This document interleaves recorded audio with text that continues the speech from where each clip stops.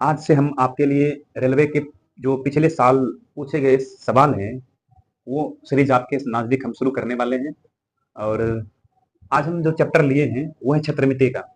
छत्रमिति अध्याय के हम सारे सवाल को एक-एक करके हम करेंगे हल, और सारे कॉन्सेप्ट भी साथ-साथ क्लियर करते जाएँगे। हर एक सवाल में उनका कॉन्सेप्ट भी मैं बताते जाऊँगा आपको, और सवाल भी करते जाएँगे। तो चलिए हम शुरू करते हैं।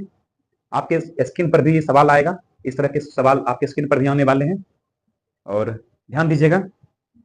सवाल पहला है, दो समरूप त्रिभुजों में उनकी संगत भुजाओं का अनुपात 1:3 है और बड़े त्रिभुज का क्षेत्रफल 72 वर्ग सेंटीमीटर है, तो छोटे त्रिभुज का क्षेत्रफल ज्ञात कीजिए। दो समरूप त्रिभुज है, ध्यान दीजिएगा। दो त्रिभुज है और वो दोनों त्रिभुज है कैसा? समरूप त्रिभुज। मान लीजिए मैं दो त्रिभुज बना रहा हूं, दोनों त्रिभुज समरूप हैं, ठीक है। ये दो त्रिभुज क्या है? दोनों समरूप है। मान लीजिए कहा कि उनकी संगत भुजाओं का अनुपात 1:3 है। कोई भुजा है, मान लीजिए ये है 1 तो ये होगा 3, इस रेशियो में भुजा है। कोई भी भुजा हो सकता है इसमें से। और इसमें कहा कि त्रिभुज का क्षेत्रफल एक का 72 है, एक का छोटा का क्या होगा ये बताइए। तो इन दोनों में पता चल रहा है हमको कि ये भुजा छोटा है, इसका मतलब ये त्रिभुज छोटा होगा। बड़ा त्रिभुज ये होगा, यानी कि इसका क्षेत्रफल दे दिया 72 cm स्क्वायर, और इसका हमसे पूछा जा रहा है कितना होगा।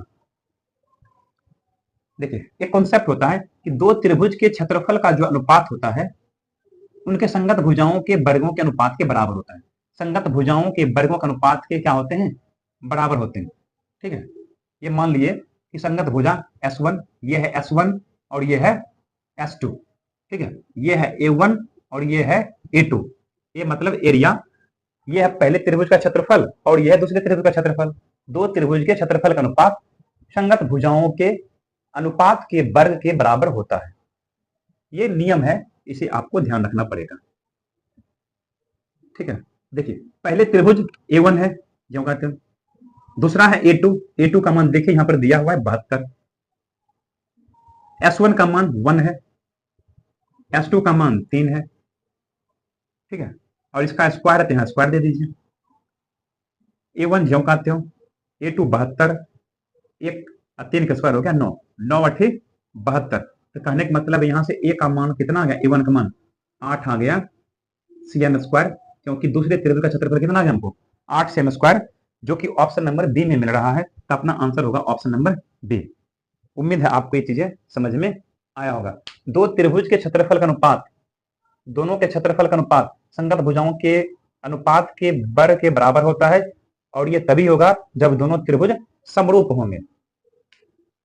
ये कॉन्सेप्ट क्लास 10th का है, आपको ध्यान नहीं होगा, लिख लीजिएगा। चलते अब हम अगले सवाल की ओर। अगला सवाल क्या कह रहा है, गौर कीजिएगा। अगला सवाल कह रहा है, यदि किसी त्रिभुज का परिमाप 28 सेंटीमीटर, पढ़िएगा सवाल आपके स्क्रीन पर आया होगा। यदि किसी त्रिभुज के क्षेत्रफल का अनुपात, सॉरी, किसी त्रिभुज का परिमाप दिया हुआ है 28 सेंटीमीटर और इसकी अंतर त्रिज्या 3.5 सेंटीमीटर है, इसका क्षेत्रफल ज्ञात कीजिए।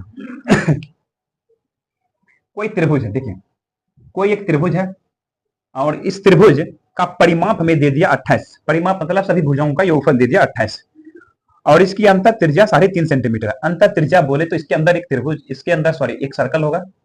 मान लीजिए इसके अंदर क्या है? सर्कल है, और एक सर्कल है। इसके अंतर त्रिज्या मतलब आर्क मान हमसे पूछ रहा है क्या होगा, समझे? ध्यान दीजिएगा। ऐसा सवाल दिया जाए तो अंतर त्रिज्या बराबर एक सूत्र होता है, अंतर त्रिज्या निकालने का, डेल्टा बटे यस।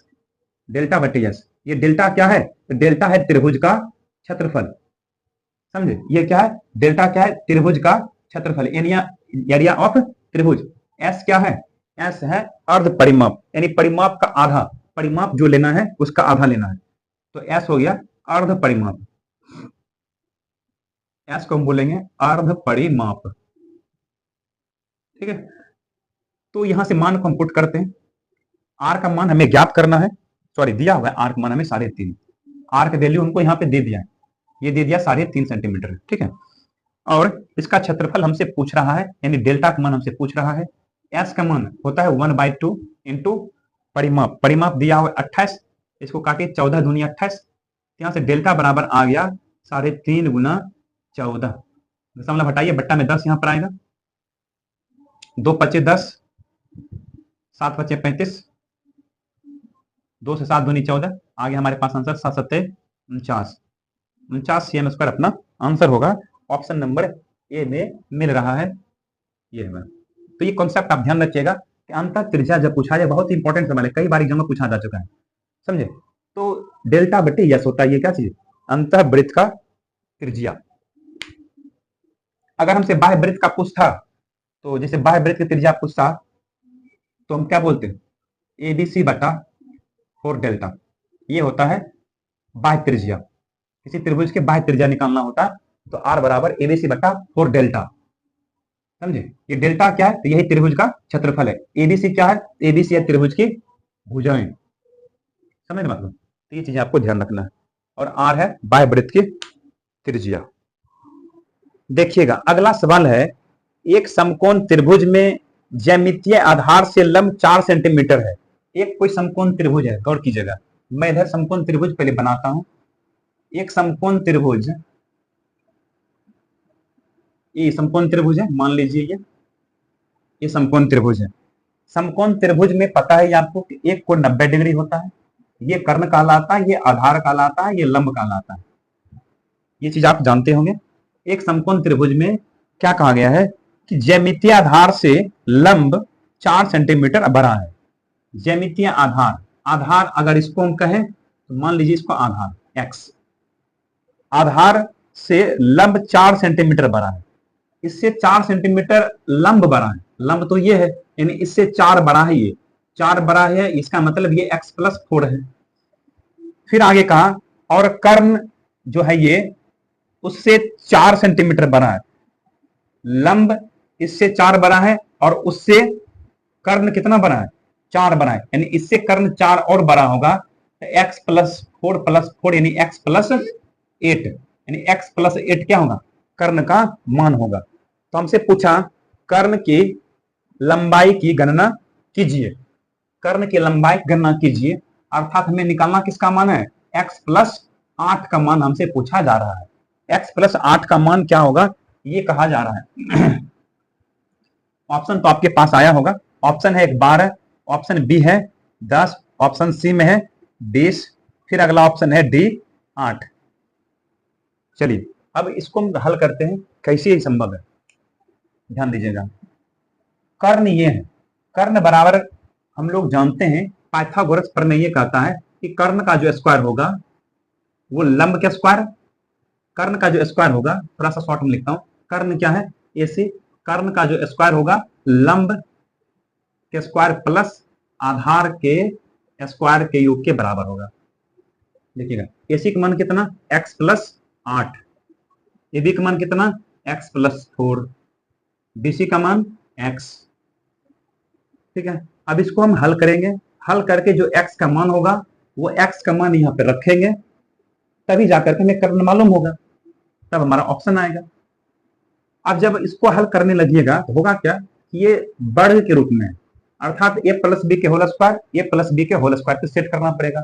जब a प्लस बी के होल स्क्वायर पर लाइएगा, फिर उसको द्विघात समीकरण हल कीजिएगा, तो थोड़ा सा क्या होगा, टाइम ज्यादा लगने वाला है। तो हमको थोड़ा सा सोचना होगा कि हम जल्दी कैसे कर सकते हैं, कैसे करेंगे जल्दी, जरा ध्यान दीजिएगा।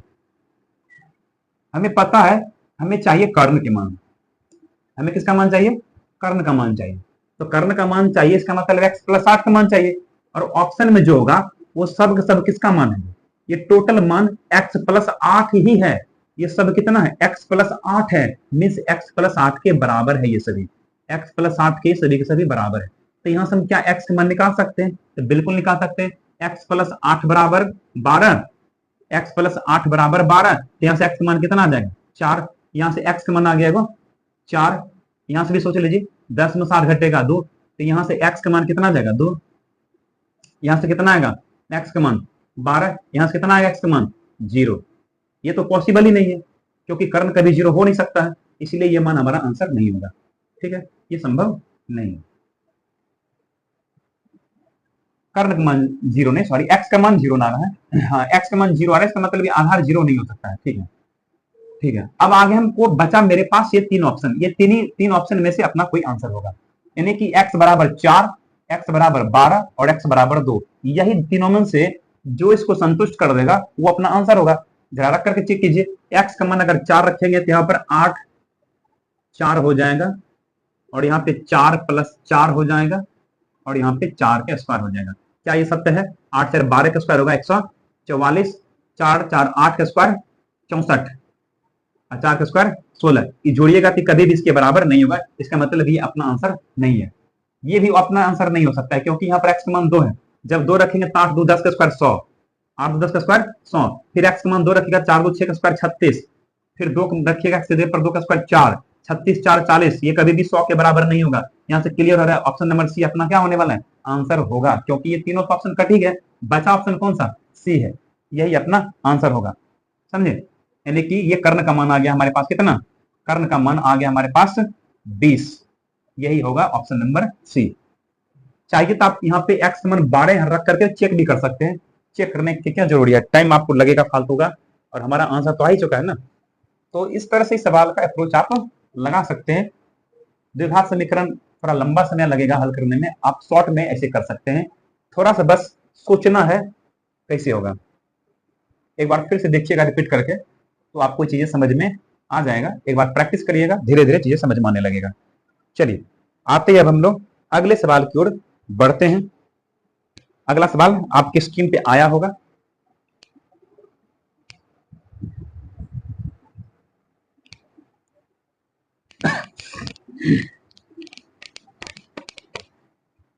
चलिए अगले सवाल में क्या कहा जा रहा है, गौर कीजिएगा।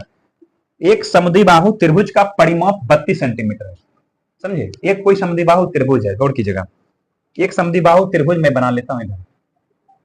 समद्विबाहु त्रिभुज क्या होता है, समद्विबाहु त्रिभुज में दो भुजा बराबर होता है। कोई भी दो भुजा क्या होता है, बराबर होता है, और तीसरी भुजा अलग ढंग का होता है। मान लीजिए तीसरी भुजा ये बी है, ठीक है। तो सवाल में कहा है एक समद्विबाहु त्रिभुज का परिमाप 32 सेंटीमीटर। ये समबाहु त्रिभुज है, सॉरी समद्विबाहु त्रिभुज है, इसका परिमाप बोले तो सभी भुजाओं को जोड़ करके ये हमें दे दिया कितना, ये दे दिया है 32 सेंटीमीटर, ठीक है।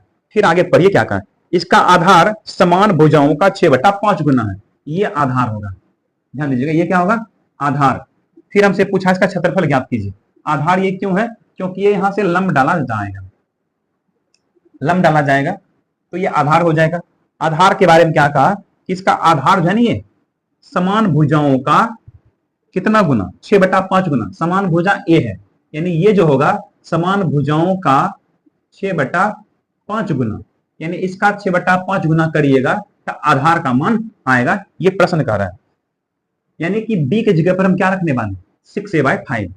देखिएगा a + a 2a, बी के स्थान पर रखेंगे 6a/5 बराबर 32। तो ये हो गया 6 दूना 12 5, सॉरी 6 दूना 12 और 12 6 18 बट्टा में 5 बराबर में 32। मैं कैलकुलेशन गलत कर रहा हूं यहाँ पे, ये 5 दूनी 10 6 16 ही होगा, हाँ, बट्टा में 5 बराबर 32, 16 दूनी 32, 5 दूनी 10, यानी ए बराबर आ गया यहां से में कितना, 10 सेंटीमीटर। समझे? हमसे पूछा क्षेत्रफल बताइए, तो देखिए ये समान भुजा का मान ये हमारे पास आ चुका, ये आ चुका कितना, ये भी 10 ये भी 10 आ गया। अब समद्विबाहु त्रिभुज के क्षेत्रफल का एक सूत्र ध्यान रखिएगा। क्षेत्रफल बराबर क्या होता है, तो क्षेत्रफल बराबर होता है b/4 √4a² - b²। ये होता है समद्विबाहु त्रिभुज के क्षेत्रफल का सूत्र, जिसे आपको याद ही रखना पड़ेगा, ध्यान ही रखना पड़ेगा। ये देखिए बी का मान हमने कितना निकाला, बी का मान जरा गौर कीजिएगा, बी का मान यहां हमने निकाला नहीं है, बी का मान निकाल लेते हैं। बी का मान कितना आ जाएगा, बी का मान आएगा 6a/5, यानी जहां ए है वहां पर क्या रखेंगे, ए का मान रखेंगे 10 बट्टा में ये 5, 5 दूनी 10 हो गया, 6 दूनी कितना 12 सेंटीमीटर, यानी बी का मान हमें निकल के आ गया। अब ए का मान बी का मान यहाँ पर रखिए, क्षेत्रफल मालूम हो जाएगा। देखिए 12 रखेंगे, 12/4, 4 ए के जगह पर रखेंगे 10, बी के जगह पर 12,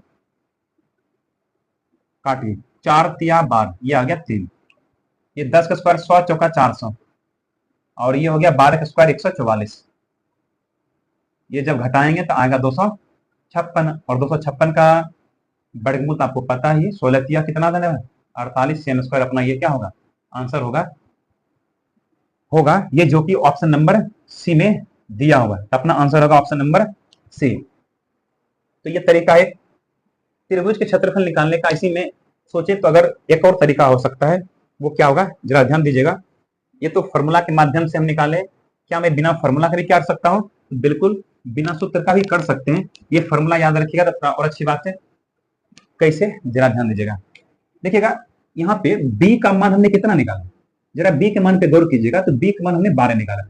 जब b का मान 12 है यानी आधार 12 है तो ये सिंपल है 6 होगा, आधा आधा हो जाएगा। ठीक है, तो ये 10 है, ये 6 है, तो ये लंब कितना होगा? लंब के बारे में सोच लीजिए जरा। ये 10 है, 10 मतलब 5 दूनी 10, ये 3 दूनी 6, 2 2 यहाँ पर है, 3 5 4, ये ट्रिपलेट होता है, त्रिक संख्या होता है। 3 4 5, ये 4 का दुगुना होगा यानी ये 8 सेंटीमीटर, यानी कि लंब का मान कितना आ गया? लंब का मान 8 हो गया।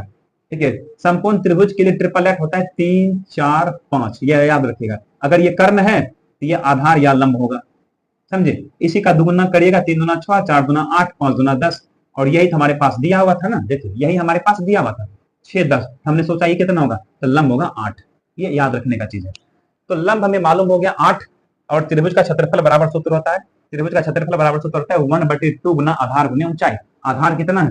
आधार है 12, ऊंचाई है कितना? 8। इसको काटिएगा, 2 6 12, 8 6 कितना आ जाएगा? 48 सेमी स्क्वायर। तो एक तरीका ये भी है, ये भी ध्यान आप रख सकते हैं। तो ऐसे भी आप कर सकते थे। उम्मीद है आपको ये चीजें समझ में आ गया होगा। पढ़िए अगला सवाल है कि एक त्रिभुज का क्षेत्रफल जिसकी भुजाएं 7.8 5 और 11.2 है। एक त्रिभुज है, इस त्रिभुज पे गौर कीजिएगा। एक त्रिभुज है जिसकी माप अलग अलग है, एगो 7.8 है, एगो 11.2 है और एगो 5 है। ये तीनों भुजा अलग अलग है। तीनों भुजा अलग अलग है, इसका मतलब ये विषमबाहु त्रिभुज। और विषमबाहु त्रिभुज के लिए हेरोन का फॉर्मूला होता है क्षेत्रफल ज्ञात करने के लिए इन तीनों को जोड़ना होगा। पहले इन तीनों को जोड़ेंगे, 11.2 प्लस 7.8 प्लस 5, बट्टा में क्या लगा देंगे? 2, जोड़ेंगे तो कितना होगा जोड़ करके?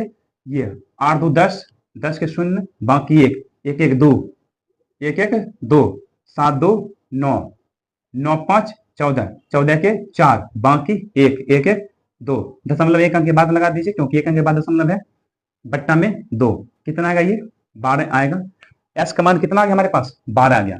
अब त्रिभुज का क्षेत्रफल लिखने के लिए हेरोन का फॉर्मूला लगाएंगे, रूट अंडर एस। एस का मान लेना है, एस का मान कितना? 12, S into S minus A. S minus ए मतलब इसको इन तीनों में से घटा घटा के लिखना है। तो 12 में से सबसे पहले हमको क्या करना है? 12 में से 11.2 घटाना है, फिर किसको घटाना है? 12 में से 7.8 को घटाना है, 12 में से 7.8 को घटाना है, फिर हमको घटाना है 12 में से 5 को। तो लिखिए घटा करके क्या आएगा? ये तो 12 ज्यों का त्यों रहेगा, ये 10 में 7 घटेगा, सॉरी 10 में से 2 घटेगा 8, यहाँ बचेगा कितना? 11, 11 में से 11 घट जाएगा 0, यानी 0.8। ये हो गया 10 में 7 घट गया 2, यहाँ बच गया 11 में 7 घटेगा 4.1 अंक के बाद, और ये तो हो गया 7 घटा करके। अब इसको थोड़ा सा तोड़ लेते हैं, 12 को तोड़ेंगे 3 चौका 12, इस दशमलव को हटाएंगे तो बट्टा में क्या आएगा? 10 आएगा, यहाँ भी बट्टा में 10 आएगा। 8 को तोड़िएगा तो क्या लिखेगा? 4 दूनी 8। 42 को तोड़ेंगे तो क्या लिखेंगे? 7 छक 42, यानी 7 21 दूना 42, 7 ज्यों का त्यों। बट्टा में 10 2 है तो 10 को 2 लगा दीजिए। अब इसको क्या कीजिए? अब इसको निकालिए, इसमें से मान 2 में से एगो को, 3 यहाँ एगो है, एगो 3 2 को 3, 2 में से एगो बाहर, 4 का वर्गमूल यानी 2 को 4 है ना, 2 में 4 एगो बाहर कर दीजिए। ये देखिए 2 यहाँ एगो है, यहाँ एगो है, 2 है तो एगो बाहर कर दीजिए। 7 यहाँ एगो है, यहाँ भी एगो है, 2 है तो एगो बाहर कर दीजिए। अब बट्टा में 10 दहे का 100 है, इसका वर्गमूल 10 आ जाएगा। अब गुना कर दीजिए, 4 या 12, 12 दूनी 24, 24 में 7 से गुना कीजिएगा तो 168 आएगा। अब बट्टा में 10, तो 1 अंक के बाद लगाना होगा, तो 16.8 मीटर स्क्वायर ये अपना आंसर होगा। मीटर में नहीं, सेंटीमीटर जैसा इकाई होगा भुजा का जो इकाई होगा वही इकाई होगा यहाँ भी। अगर सेंटीमीटर में तो सेंटीमीटर में स्क्वायर लगाना होगा क्योंकि क्षेत्रफल मात्रक वर्ग इकाई होता है। चलिए अगला सवाल। अगला सवाल कह रहा है कि भूमि का एक त्रिभुजाकार भाग, सवाल पे गौर कीजिएगा, एक जमीन दिया हुआ है जो कि त्रिभुजाकार है, और वो जमीन त्रिभुजाकार है ऐसा ही चित्र में दिख रहा है आपको, त्रिभुज के जैसा है। और इसकी माप देखिएगा तो माप सबका अलग अलग है। भूमि का एक त्रिभुजाकार भाग है जिसकी भुजाएं क्रमशः 72 मीटर मान लेते हैं, इसी में इसको 72 मीटर मान लेते हैं, इसको 30 मीटर मान लेते हैं, इसको 78 मीटर मान लेते हैं। भुजाएं अलग अलग कुछ भी हो सकता है। इसको कहा गया कि 20 पैसे प्रति वर्ग मीटर की दर से समतल कराने की लागत, मतलब ये जो जमीन है इसको समतल कराना है, प्लेन कराना है। तो जब भी समतल कराएंगे तो त्रिभुज के क्षेत्र के अंदर करवाएंगे, तो त्रिभुज के क्षेत्र के अंदर करवाएंगे, इसका मतलब हमको इसका क्षेत्रफल चाहिए। तो सबसे पहले हमको करना क्या है, इसका क्षेत्रफल हमें वही हिरोन के सूत्र से सबसे पहले में क्या करना होगा, इसका क्षेत्रफल ज्ञात करना होगा। क्षेत्रफल ज्ञात करने के बाद तब हम क्या करेंगे, जो हमसे पूछा जा रहा है वो ज्ञात कर लेंगे। तो सबसे पहले हम निकाल लेते हैं किसका मान, एस बराबर, वैसे ही इन तीनों को जोड़ के 78, 72 और 30 यहाँ जोड़ेंगे। 78 प्लस 72 प्लस 30 बटे में 2, 8 2 10, 0 बाकी 1, 7 1 8, 8 7 15, 15 3 18, बट्टा में कितना आ गया 2, इसको काटेंगे तो 9 दूनी 18, 90 12 कट गया, यानी कि हमारे पास अर्ध परिमाप कितना आ गया, एस का मान आ गया 90। अब अपन लिखेंगे त्रिभुज का क्षेत्रफल। त्रिभुज का क्षेत्रफल रूट अंडर इन तीनों को घटा घटा के लिखना है, इसमें से 90 में से 78 घटाएंगे, पहले एस लिखेंगे, फिर S minus A, S minus B, S minus C, S मतलब 90, और यहाँ पे एक ये ले लीजिए, तीनों को घटा घटा के हमने लिख दिया। एबीसी क्या होता है, तो एबीसी यही होता है, एबीसी भुजांक मान होता है। देखिएगा अब यहां से करना क्या है, हल कर लेना थोड़ा सा, इसको 90 रख लीजिए, यहां से इसको घटाएंगे, 10 में 7 घटेगा 2, 8 में 7 घटेगा 1, 12 आएगा। ये घटाइए, 10 में से 2 घटेगा 8, 8 में से 7 घटेगा 1। यहाँ पे देखिए 0 में से 0 घटाएंगे 0, 9 में से 3 घटेगा 6, कितना आ गया हमारे पास 60। इसको तोड़ लेते थोड़ा सा, 90 को आप लिख सकते हैं 18 25 90, बिल्कुल लिख सकते हैं। 12 को लिख सकते हैं 12, ज्यों का त्यों रहने देते हैं, इसको रहने देते हैं। 18 को भी रहने देते हैं, इसको 60 को तोड़े 12 25 60, मतलब हम इसको इस गुणनखंड में करना चाहते हैं ताकि जोड़ा में बन जाए। अगर जोड़ा में बनेगा तो बाहर करना आसान होगा। तो देखिए बाहर करते हैं, 2 18 में से 18 बाहर आएगा, 2 को 5 में से 5 बाहर आएगा, और 2 को 12 में से बाहर 12 आएगा। तो ये तरीका है गुणनखंड करके जोड़ा बनाना, ताकि उसमें से 2 में से एक बाहर करना। देखिए अब इसको करना क्या है, गुना करना पड़ेगा, 18 25 90, 90 में 12 से गुना कर दीजिए, 12 9 108, यानी इतना मीटर स्क्वायर हमारा आ गया, क्या चीज, क्षेत्रफल आ गया। लेकिन हमसे पूछा क्या, हमसे पूछा 20 पैसे प्रति वर्ग मीटर की दर से समतल कराने की खर्च। तो खर्च हमसे पूछा, लिखेंगे खर्च बराबर, देखिए 20 पैसे प्रति वर्ग मीटर, एक वर्ग मीटर को जब समतल कराएगा तो 20 रुपया खर्च आएगा। एक वर्ग मीटर को जब समतल कराएगा तो 20 रुपया खर्च आएगा। इतना को कराएगा तो कितना खर्च आएगा, गुना करके जितना आ जाए वही होगा। तो 0 को छोड़िए, पहले गुना कीजिए, 8 गुना 16 6, बाकी 1, 2 एकम 2, 0 2 लगा दीजिए। तो ये क्या, कहाँ गलती हो गया, 216 रुपया आना चाहिए, 200 पैसे, सॉरी 20 पैसे प्रति वर्ग मीटर दिया ना, तो ये हमारा पैसा में आया है उत्तर। ये किस में आएगा, पैसे में आएगा, लेकिन हमारे पास आंसर है रुपया में।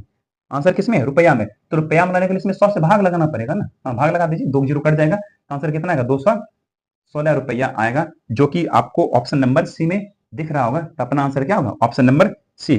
थोड़ा सा सवाल को ध्यान से देखना होगा, यहाँ पे सवाल में दिया था 20 पैसे प्रति वर्ग मीटर की दर से, और उत्तर हमारा किसमें था, उत्तर हमारा था रुपया में। तो इस तरीका से ये चीजों को हल करेंगे हम। चलते हैं अगले सवाल की ओर, क्या कहा जा रहा है, सवाल को देखिए, आपके आगे सवाल आ गया होगा, पढ़िए सवाल।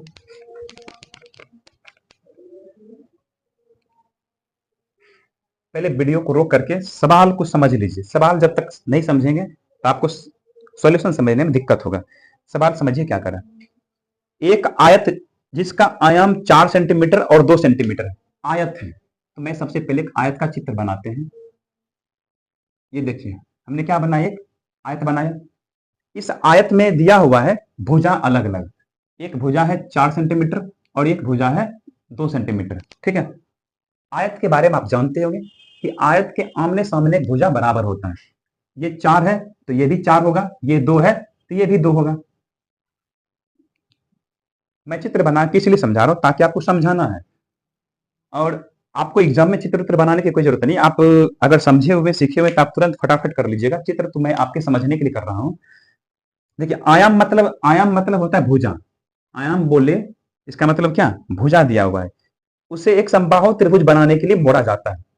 अब इस आयत को क्या किया गया, आयत को तोड़ करके, मान लीजिए यहां से तोड़ दिया, यहां से तोड़ करके इसको पूरे को खींच दिया, और खींचने के बाद फिर इसको मोड़ करके त्रिभुज बना दिया।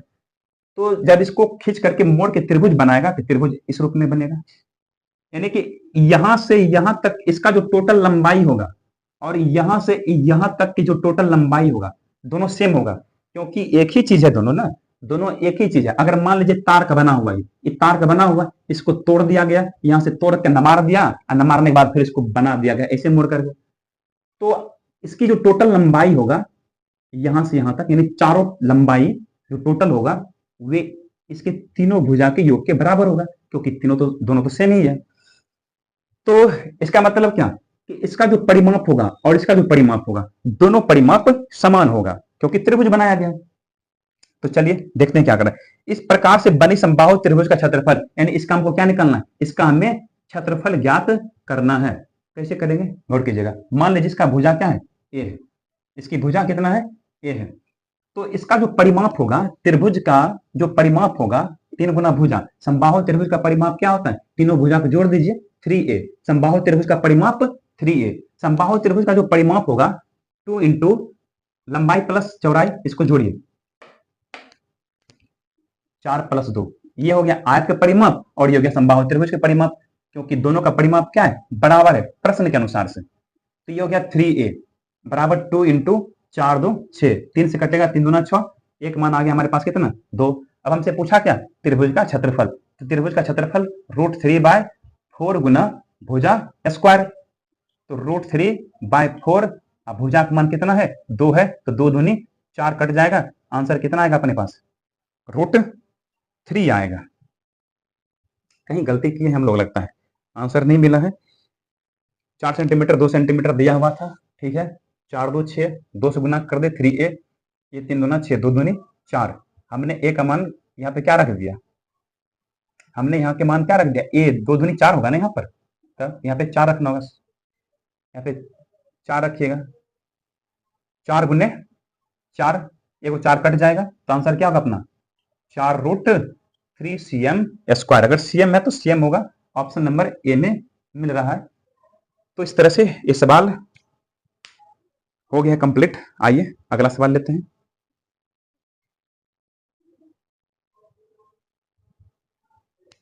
सवाल पढ़िए।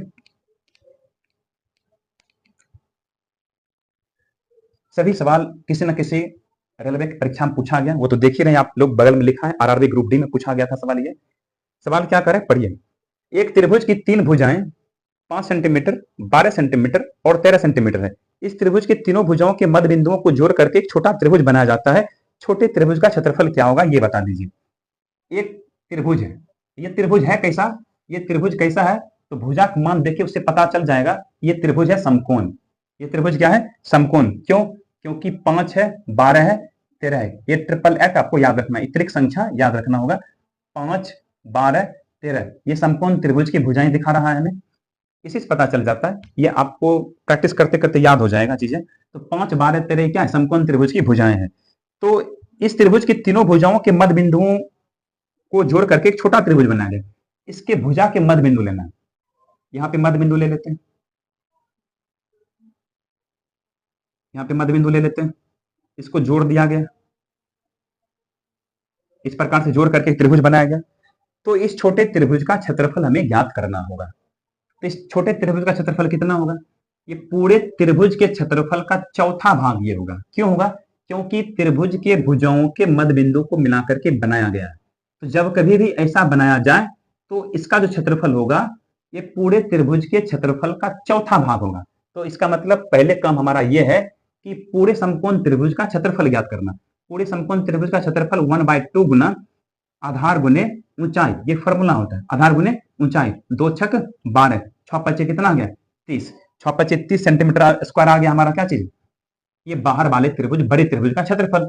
और अंदर वाला का निकालना है, तो अंदर वाला का निकालने के लिए क्या करेंगे, ये पूरे का चौथा भाग करेंगे। 30 का चौथा हिस्सा क्या होता है, 30 को 4 से भाग दीजिएगा तो 7.5 लगभग में आना चाहिए, लगभग नहीं एग्जैक्ट आ जाएगा, 7.5 सेंटीमीटर स्क्वायर। ये अपना आंसर होगा। देखिए ऑप्शन नंबर सी में है। 5 12 13 ये त्रिक संख्या है, ये आपको दिमाग में बैठा लेना है, 5 12 13 होता है। चलिए अगला सवाल, एक समकोण त्रिभुज के कर्ण की लंबाई सबसे छोटी भुजा के दोगुनी लंबाई से 2 मीटर कम है। सवाल पढ़िए अच्छे से, सवाल को जब तक पढ़िएगा नहीं, आप वीडियो को रोक करके पहले सवाल को अच्छे से पढ़ लीजिए, 1-2 बार सवाल को पढ़िए, उसके बाद तब हम सॉल्यूशन जो कर रहे हैं उसको देखने का काम कीजिए। एक समकोण त्रिभुज के कर्ण की लंबाई, उठाइए समकोण त्रिभुज को, यह है समकोण त्रिभुज, ठीक है, समकोण त्रिभुज ये है। समकोण त्रिभुज के कर्ण की लंबाई सबसे छोटी भुजा की दोगुनी लंबाई से 2 मीटर कम है। समकोण त्रिभुज है, समकोण त्रिभुज के ये कर्ण होता है, समकोण त्रिभुज का ये क्या होता है, कर्ण, जो कि सबसे लंबी भुजा होता है, कर्ण ये है। सबसे छोटी भुजा के दोगुनी लंबाई से 2 मीटर कम है। अब इसके तुलना में दोनों भुजा छोटा ही है, अब इन दोनों में कौन छोटा हमको लेना है, ये तो क्लियर में सवाल में है नहीं, हम इन दोनों में से किसी को भी छोटा ले सकते हैं। ये है क्या, ये है कर्ण की मान, ये कर्ण है। तो सबसे छोटी भुजा की दोगुनी लंबाई से 2 मीटर कम है, इसमें से किसको छोटा मानूं, मैं किसी को भी मान सकता हूं, मान लेता हूं इसको छोटा, ये है सबसे छोटी भुजा।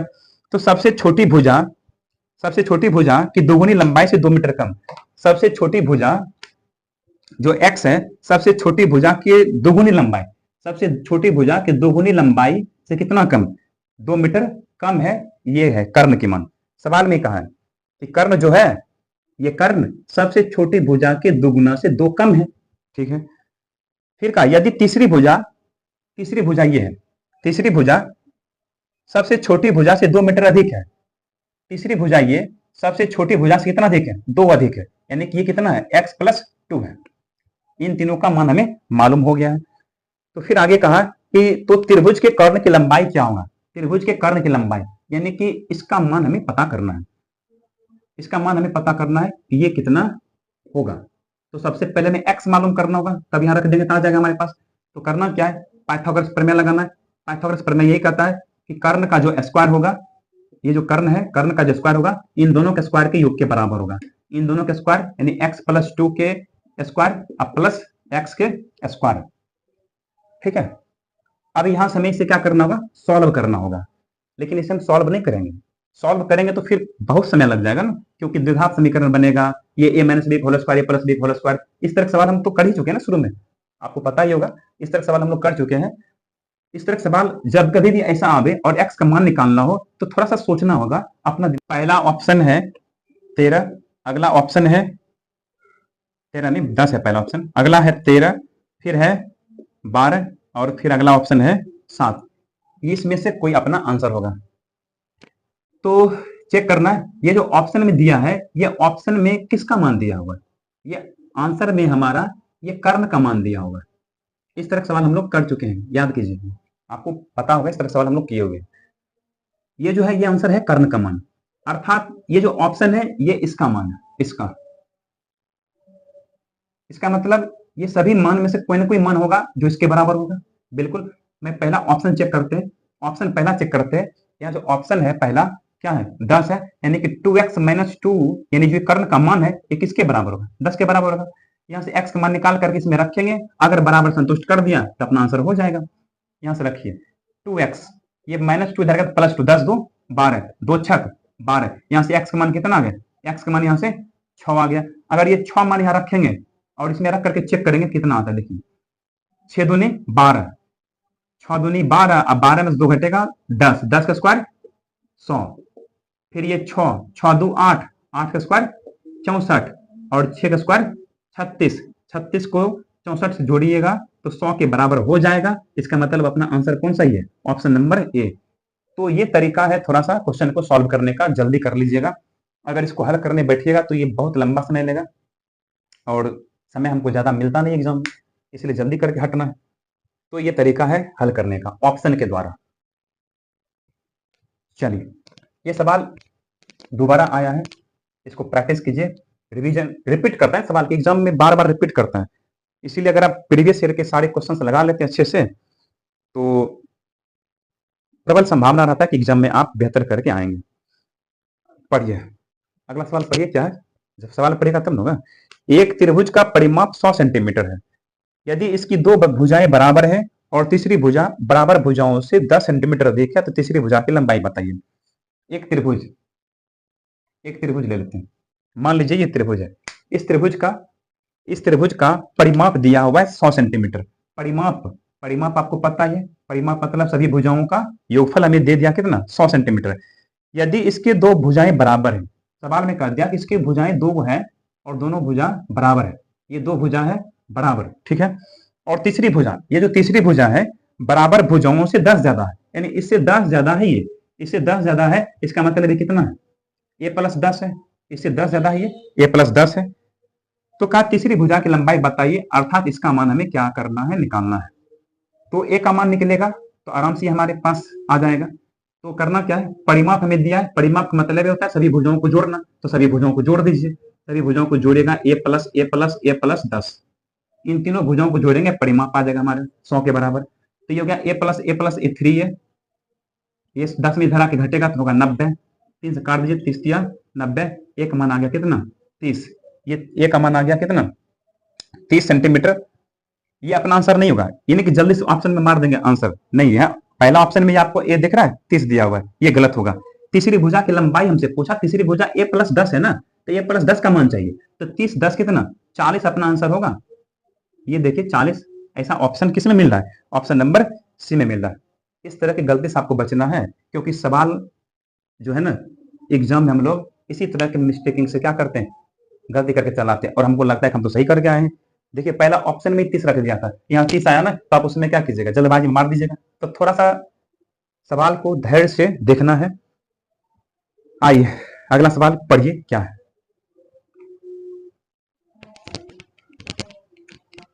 एक समबाहु त्रिभुज, एक त्रिभुज है, समबाहु है, एक समबाहु त्रिभुज है। मान लीजिए त्रिभुज कैसा है, समबाहु है। समबाहु त्रिभुज की भुजा सभी क्या होती है, बराबर होती है। समबाहु त्रिभुज इस प्रकार से बनाया गया है कि त्रिभुज के दो शीर्ष एक वृत्त के व्यास पर लगते हैं। त्रिभुज के दो शीर्ष वृत्त के व्यास, इसका मतलब क्या, ये जो है इस तरह से यहां से क्या बनेगा, ये बनेगा सर्कल, मतलब इस तरह चित्र बनेगा, सर्कल बनेगा, थोड़ा मैं टेढ़ बना दिया है, गोल बनेगा ये पूरा। सवाल क्या कहा कि एक समबाहु त्रिभुज इस प्रकार बनाया गया है कि त्रिभुज के दो शीर्ष एक वृत्त के व्यास पर लगता है। त्रिभुज के दो शीर्ष, ये दोनों शीर्ष कहां लगता है, वृत्त के व्यास। ये क्या है, वृत्त के, ये है वृत्त के व्यास, समझे। तो वृत्त के व्यास है तो ये क्या होगा, वृत्त का त्रिज्या होगा, ये वृत्त की त्रिज्या हो जाएगा। यदि वृत्त का क्षेत्रफल 64 पाए है, वृत्त के क्षेत्रफल क्या होता है, पाई आर स्क्वायर, और जी का मान हमें दे दिया 64 पाए, पाए से पाए यहां कटेगा, यहां से रेडियस हमें आर का मान आ जाएगा 64 का रूट अंडर आर का मान आ गया हमारे पास कितना, 8। त्रिभुज की भुजा क्या होगा, त्रिभुज की भुजा तो ये है ना, यहां से यहां तक, ये अगर 8 है, यानी कि वृत्त की त्रिज्या 8 है, तो ये त्रिज्या ये भी त्रिज्या 8 8 कितना आ गया हमारे पास, यानी कि यानी व्यास हमारे पास आ जाएगा 8 8 16 मीटर होगा, जो कि ऑप्शन नंबर ए में मिल रहा है। तो हमारा आंसर होगा ऑप्शन नंबर ए। देखिए बढ़िया से सवाल को, जहां समझने में दिक्कत हो एक बार फिर से देखिएगा तो समझ जाइएगा दोबारा। पढ़िए अगला प्रश्न क्या कहा जा रहा है। एक समबाहु त्रिभुज का क्षेत्रफल का संख्यात्मक मान इसके परिमाप के संख्यात्मक मान के बराबर का दोगुना है। उपरोक्त त्रिभुज का क्षेत्रफल क्या होगा। समबाहु त्रिभुज का क्षेत्रफल, समबाहु त्रिभुज का क्षेत्रफल क्या होता है, समबाहु त्रिभुज का क्षेत्रफल होता है √3/4 गुना भुजा स्क्वायर। समबाहु त्रिभुज का क्षेत्रफल का जो मान है इसके परिमाप, इसका परिमाप क्या होगा, 3 गुना भुजा। परिमाप के मान का दोगुना है, मीन्स बराबर। सवाल ये था कि समबाहु त्रिभुज का जो क्षेत्रफल है समबाहु त्रिभुज के परिमाप के दोगुना है, मतलब दोगुना के बराबर है। तो हमसे पूछा यहाँ उपरोक्त त्रिभुज का क्षेत्रफल क्या होगा, इसका हमें क्षेत्रफल ज्ञात करना है। तो क्षेत्रफल ज्ञात करने के लिए सबसे पहले हमको भुजा का मान चाहिए, तो भुजा का मान यहाँ से निकाल लीजिए। यहाँ 2 ए है, एगो ए खत्म हो जाएगा, एक ये कटेगा यहाँ से, तो यहाँ से ए का मान निकाल सकते हैं हम लोग। ए का मान निकालेंगे, देखिए इसको उठा के उधर भेज दीजिए, तो ए का मान आ जाएगा कितना, 4 दूनी 8 या 24, 4 दूनी 8 या 24, और √3 बट्टा में आ जाएगा। ये आ गया भुजा के मान। और क्षेत्रफल निकालना है √3/4 गुना भुजा स्क्वायर। भुजा कितना है 24/√3 है। इसको 2 बार यहां लपेटना है। 4 छक 24, √3 से √3 कट जाएगा। ये देखिए √3 बट्टा में, तो √3 से एक बार ऊपर गुना कर दीजिए, √3 से एक बार नीचे गुना कर दीजिए, हर परिमेकरण। तो 6 गुना 24 गुना √3 बट्टा में √3 गुना √3 3, 3 से कटेगा 3 8 24, 6 8 48 √3 cm स्क्वायर अपना आंसर होगा। ऑप्शन नंबर सी में मिल रहा है, देखिएगा ध्यान से। पढ़िए अगला सवाल स्क्रीन पे आया है। सवाल कर रहा है कि दो समरूप त्रिभुजों का क्षेत्रफल 169 cm स्क्वायर और 121 cm स्क्वायर है। यदि बड़े त्रिभुज की भुजा इतना तो दूसरे त्रिभुज की क्षेत्रफल भुजा कितना।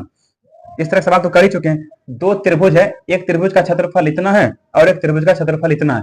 दोनों त्रिभुज के क्षेत्रफल का अनुपात हमको पता है कि दो त्रिभुज के क्षेत्रफल का अनुपात संगत भुजाओं के वर्गों के अनुपात के बराबर होता है। तो एक भुजा दिया है 26 दिया है और हमसे पूछा दूसरे भुजा का मान बता दीजिए कितना होगा। दूसरा भुजा मान लिए एस है, ये होगा। यानी कि दो त्रिभुज के क्षेत्रफल का अनुपात भुजाओं के अनुपात के वर्ग के बराबर होता है। इस तरह सवाल किए है ना, याद होगा आपको। चलिए इसको हल कीजिए। स्क्वायर का मान इधर आने के बाद रूट के अंदर होगा। 169 बट्टा में 121, यहां से 26 ज्यों का त्यों बट्टा में एस का मान निकालना है, यानी दूसरे त्रिभुज की भुजा निकालना है। 169 का वर्गमूल 13, 121 का 11, तो 26 बटा एस, 13 दूनी 26, 11 दूनी 22, यानी दूसरा त्रिभुज का भुजा कितना आ गया 11 दूनी 22 आ गया, जो कि ऑप्शन नंबर सी में नजर आ रहा होगा आपको आंसर। चलिए आइए अगला सवाल पढ़िए क्या है।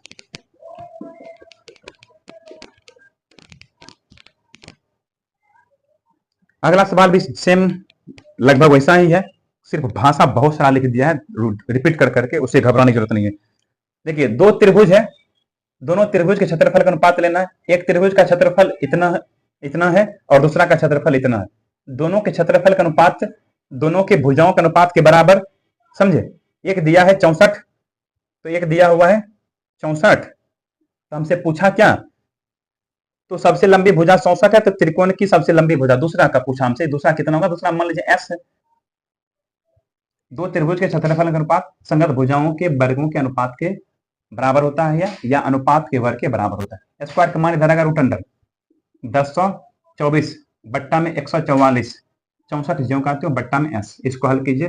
1024 का वर्गमूल 32, 10 का 24 का वर्गमूल 32, ये सब याद हो जाएगा कैलकुलेशन करते करते। 144 का मान कितना 12, आई हो गया 64 बट्टा में एस, 32 दूना 64, एस का मान आ गया 12 दूनी 24 सेंटीमीटर। अपना उत्तर ऑप्शन नंबर डी में दिख रहा होगा।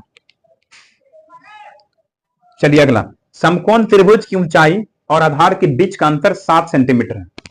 एक समकोण त्रिभुज है, समकोण त्रिभुज से संबंधित बहुत सारा सवाल आया है। चलिए देखिए ये क्या है, समकोण त्रिभुज है। समकोण त्रिभुज की ऊंचाई और आधार के बीच का अंतर 7 है। ये ऊंचाई ये आधार, इन दोनों के बीच का अंतर 7 है। इसका मतलब क्लियर है कि इन दोनों में से कोई बड़ा होगा कोई छोटा होगा, कोई 7 बड़ा होगा कोई 7 छोटा होगा। अगर मान लेते हैं ये x है, इससे x से 7 ज्यादा होगा। सवाल में कहा दिया कि दोनों का अंतर कितना होना चाहिए, दोनों का अंतर 7 होना चाहिए, अर्थात दोनों में से कोई 7 ज्यादा होगा कोई 7 कम होगा। फिर आगे दिया हुआ है इसका क्षेत्रफल 30 है। इसका क्षेत्रफल का मतलब क्या, क्षेत्रफल मतलब यही लिखता हूं 1/2 गुना x इंटू x प्लस 7। ये दिया हुआ है हमको कितना 30 के बराबर, ठीक है। त्रिभुज का परिमाप ज्ञात कीजिए। परिमाप हमसे पूछा है, गौर कीजिएगा, परिमाप हमसे पूछा है, यानी कि परिमाप बोले तो तीनों भुजाओं का योगफल हमें दिया हुआ है। तो इसको करना क्या होगा, इसे सॉल्व करना होगा। पहले x का मान निकालना होगा, x का मान निकालने के बाद हमको तीनों भुजा निकालना होगा। तीनों भुजा निकालने के बाद तीनों भुजा को जोड़ देंगे तो परिमाप हमारे पास आ जाएगा। तो थोड़ा सा इसको सोच लीजिए, ये दो गुण भाग में धर जाएगा गुना में, x गुने x, x स्क्वायर प्लस 7 गुने x, 7x 30 दूना 60, 30 दूना 60। अब इसको जरा हल कीजिएगा तो ये द्विघात समीकरण तैयार हो गया है। द्विघात समीकरण हल करना होगा हमको और तब हमको त्रिभुज का परिमाप ज्ञात करना होगा। देखिए इधर क्या है 60 है, इधर 60 है। अगर हम इसको नहीं तोड़े, ऐसे ही सोचे तो क्या होगा, ध्यान दीजिएगा, ऐसे ही सोचते हैं, एक्स गुने एक्स क्या होगा, एक्स स्क्वायर, फिर तोड़ कह रहे हैं, तोड़ना नहीं है, इसे रहना है, ये 30 दूना 60, यानी एक्स का ऐसा मान हमें सोचना है, एक्स का ऐसा मान सोचना है कि इन दोनों को गुना करके 60 आ जाए।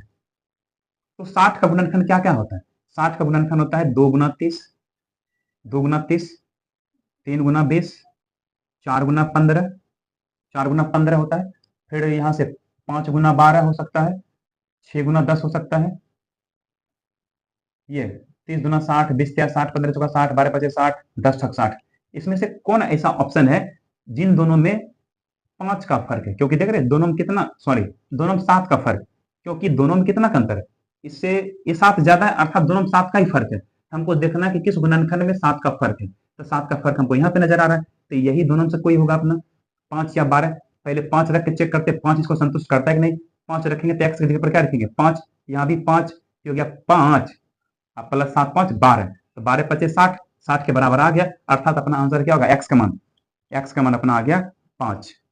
इस तरह से थोड़ा सा सोचना होगा।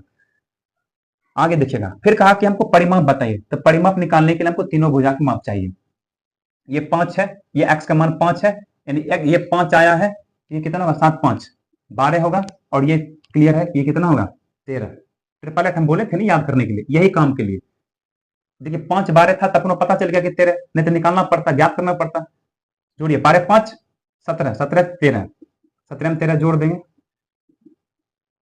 कितना आएगा अपने पास 30 आंसर आएगा, जो कि ऑप्शन नंबर किस में दिख रहा है, ऑप्शन नंबर सी में दिख रहा है। चलते हैं अगले सवाल की ओर। एक समबाहु त्रिभुज का शीर्षलंब 15 सेंटीमीटर है, शीर्षलंब बराबर सूत्र क्या था, √3/2 इंटू भुजा, और यही दिया हुआ है 15 सेंटीमीटर के बराबर, तो यहां से एक का मान निकल सकता है ना, 15 दूनी 30, अब बट्टा मान जाएगा √3, क्षेत्रफल बराबर क्या होता है, √3/4 गुना भुजा स्क्वायर, यानी ए स्क्वायर रखना है यहाँ पर, तो √3/4, भुजा का मान कितना 30/√3, यहाँ भी 30/√3, एक √3 से एक √3 कटेगा, 2 दूनी 4, 15 दूनी 30, 2 से 15 दूनी 30, 15 15 225, बट्टा में क्या है √3, √3 से एक बार ऊपर भी गुना कीजिए, एक बार रूट नीचे कर दीजिए, हर परिमेकरण हो जाएगा, 225 √3, बट्टा में √3 गुना √3, काटिए 3 7 21, ऐसे से बच गया 1, यानी कि 75 √3 अपना आंसर आ रहा है, जो कि ऑप्शन नंबर किस में नजर आ रहा होगा आपको, बी में, ये बी नंबर में ऑप्शन में देखिएगा। फॉर्मूला तो हम लोग पहले भी जाने थे बहुत इसमें। चलिए अगला सवाल, अगला सवाल कर रहा है, दो समान त्रिभुजों की समरूप भुजाओं का अनुपात, दो त्रिभुजों की समरूप भुजाओं का अनुपात इतना, तो उनके समरूप ऊंचाइयों का अनुपात कितना, दो त्रिभुज हैं, दोनों त्रिभुज के समरूप के बारे में कहा गया है, मान लीजिए कि पहला क्षेत्रफल ए है और दूसरा क्षेत्रफल A2 है, दो त्रिभुज के क्षेत्रफल का अनुपात संगत भुजाओं के अनुपात के वर्ग के बराबर होता है, ये तो हम पहले भी जाने थे, साथ ही साथ क्या होता है कि दो त्रिभुज के क्षेत्रफल का अनुपात संगत शीर्षलंब या संगत ऊंचाई के अनुपात के वर्ग के भी बराबर होता है, ये ध्यान रखना होगा आपको,